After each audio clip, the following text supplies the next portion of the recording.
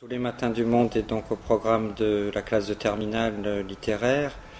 et je voudrais d'abord souligner que ça me paraît plutôt une bonne manière de rentrer dans une œuvre qui peut être un petit peu complexe ou parfois un peu intimidante et que la découvrir par ce petit roman est sans doute une bonne manière de se familiariser avec les thèmes, avec l'univers très particulier de l'œuvre de Pascal Quignard, avec ce qu'il faut aussi appeler sa réflexion sur la musique.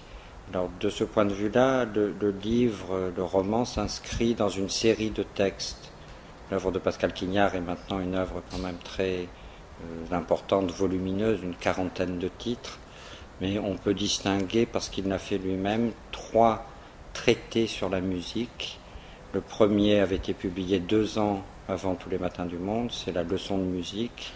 Le deuxième est un livre qui porte un titre qui a un peu fait polémique à l'époque,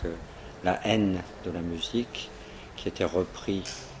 au titre de Georges Bataille, Haine de la poésie. Et très récemment, le dernier livre que Pascal Quignard dit avoir consacré à la musique s'intitule Boutès et évoque un des compagnons d'Ulysse qui, au lieu de résister au chant des sirènes, se jette dans l'eau et va donc choisir la mort et la fusion avec le maternel ou le féminin, l'aquatique, qui est pour Pascal Quignard d'une certaine manière ce que la musique nous enjoint de faire, ce à quoi elle nous ramène. Donc on a cette série de 3 livres, mais la leçon de musique, le premier qui était consacré, le titre le dit amplement, à la musique, prenait donc la forme d'un petit traité. C'est-à-dire qu'il y avait à la fois des récits, mais aussi des méditations, des spéculations théoriques. Et dans l'un des 3 récits qui composent la leçon de musique, Pascal Quignard abordait déjà l'histoire de Marin Marais, mais le faisait plutôt du point de vue de Marin Marais et en rapportant ce qu'il disait de l'histoire de Marin Marais à une interrogation personnelle et existentielle sur la mue masculine. Et Marin Marais était pris dans le réseau d'une méditation sur ce qui se passe pour les hommes quand ils perdent leur première voix, leur voix d'enfance, leur voix féminine, la voix plus proche de celle de la mère, et qu'ils sont donc exilés de ce premier âge, ce que l'histoire de Marin Marais, dès la leçon de musique, thématise très fortement, puisque le traumatisme initial pour Marin Marais, c'est d'être chassé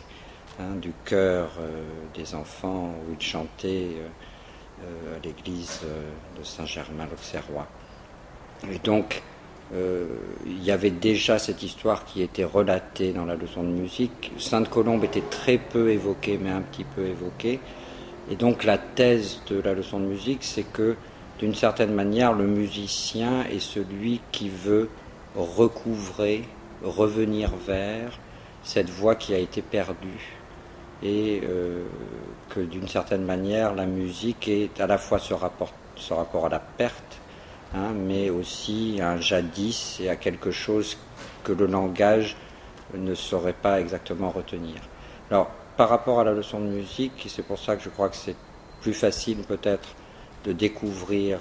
l'œuvre de Quignard à travers un roman, Tous les matins du monde est là plus typiquement et uniquement un roman, où on a une trame fictionnelle racontée de façon linéaire,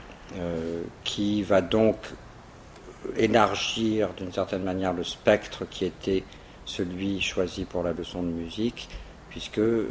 c'est plutôt, avec Tous les matins du monde, l'histoire de Marin Marais et de Sainte-Colombe. On pourrait dire que c'est l'histoire d'un maître et d'un disciple, et c'est une sorte de parabole sur les pouvoirs de la musique et les significations de la musique.